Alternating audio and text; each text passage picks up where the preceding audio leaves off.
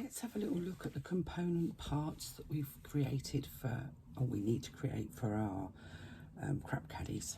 So I have my binding that I've created. This is 1 inch wide and folded in half and cut on the bias. I have some external fabric, some lining fabric, and I'm using headliner foam, so scrim foam, for this demo. So let me just grab my pattern piece.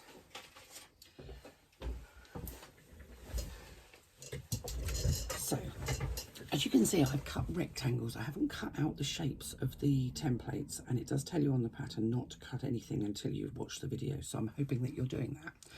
So what I've done is I've actually cut all of these pieces of fabric and the foam approximately kind of 1 inch bigger on all sides than my template. So my template is laid on top, and these are all just a bit bigger. And the reason for that is because we're going to do some quilting, and when we start quilting, fabric shrinks. So let's start with my piece of foam. I'm going to use a little bit of spray adhesive, just a tiny bit, just to kind of give it some stickiness, and I'm going to stick my first piece of fabric, and this has been interfaced with a woven fusible interfacing. Normally if you were quilting you wouldn't, but in this instance I'm just going to reposition that because I've made a pig's ear of it.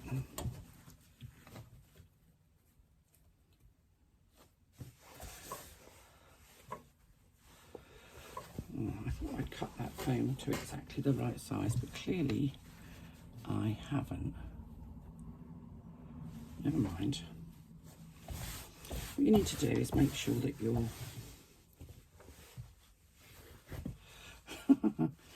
fabric is, come on Christine, this is what happens when I'm doing it on a small table and not on my big table. I know what I'm doing on my big table. My little table, or sitting here, which is where I do my videos, there's not really a lot of space. That's better. So what you need is for it to be adhered and stuck on, but no kind of wrinkles. You need it to sit nice and flat. You're then going to turn the fabric of the foam over. If you prefer not to use the spray adhesive, that's also fine. Not everybody does. I like it just to keep things in place where I want them. And you need the lining piece to go on the other side. So you've got the outside showing on both sides. So this is the outside fabric, this is the lining fabric, and there's my foam sitting in between. And now what we're going to do is we're going to quilt. Now, for me, I'm quite happy to quilt with my ordinary foot on. I will put my stitch length to about 4-ish. Now I do have a walking foot. If you prefer to use a walking foot, then please do. Whoops, I don't use a walking foot because you can see it's massive, and I just don't like the size of it. So the easiest way to quilt, what's the easiest way to quilt? If you've never quilted before, the easiest way to quilt is not to worry about straight lines. So the easiest way to quilt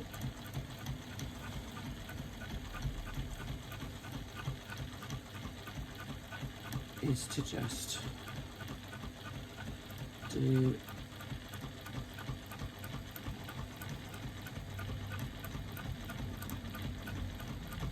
wonky lines.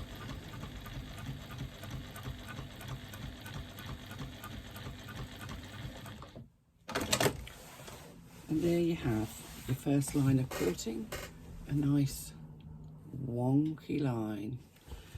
And you can continue. You don't have to put them close together. You can keep them far apart. What's important is that you keep the fabric nice and tight on the foam. keep smoothing that fabric out.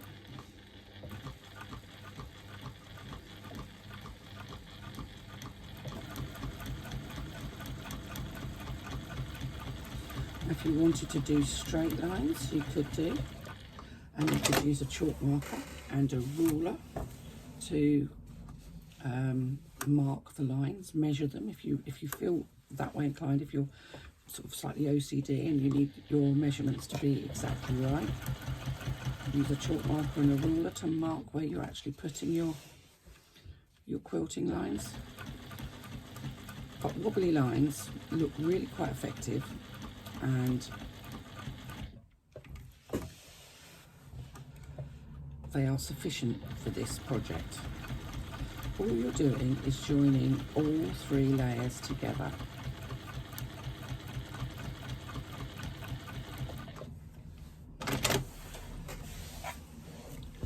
So you can see we've now got, it's quite simple. And from the other side, again, quite simple.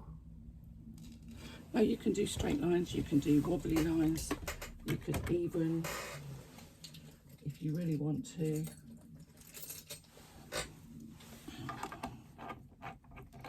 just replacing my foot.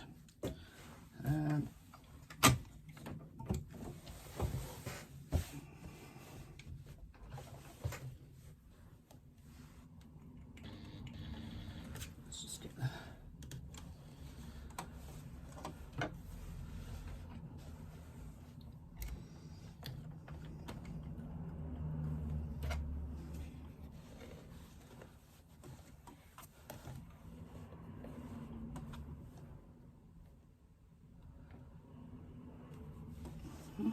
I've got 2 pieces of thread coming up from the bottom, I wonder. It's just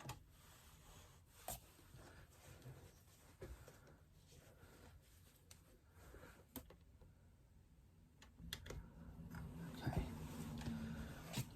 Let's try that again. Let's go.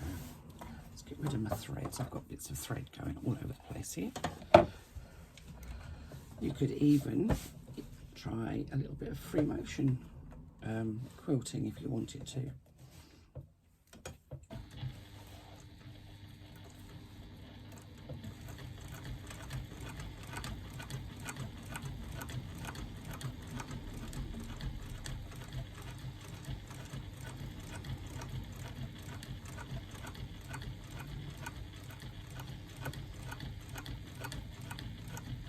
This isn't for everybody. And not all machines will easily do this.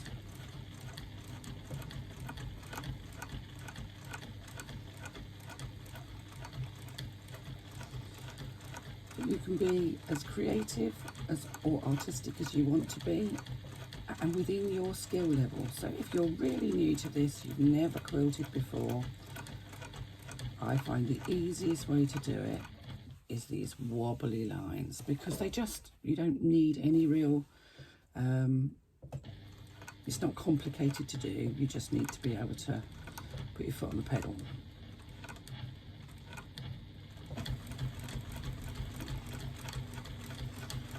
If you're a more experienced sewer, or indeed a more experienced quilter, because this is a sort of quilting technique type project, then you could have a go at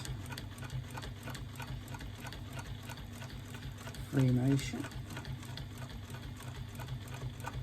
I'm just doing a simple run of circles here. Now I know I say that's simple, and I know for a lot of you, you'll be scratching your head and going, how's she doing that?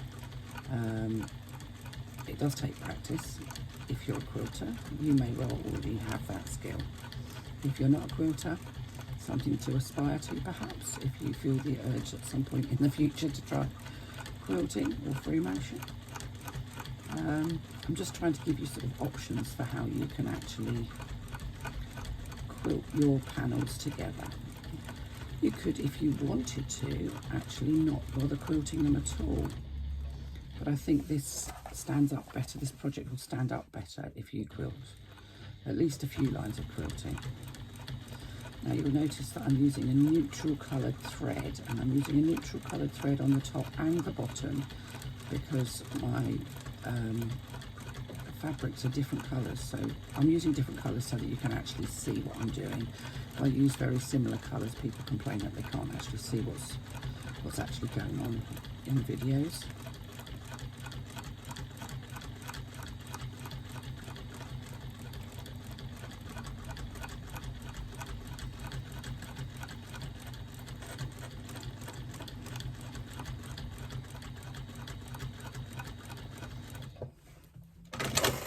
So there you can see we've got a line of circles. Now you can quilt this any way you want to. You can be as clever or as simple as you want to. It's really very much your call. So I'm going to get on and quilt my entire panel, and I will probably do some more of this and a bit more of that. So I've got a bit of all sorts, and I'll come back to you with the next video and show you where we go from there.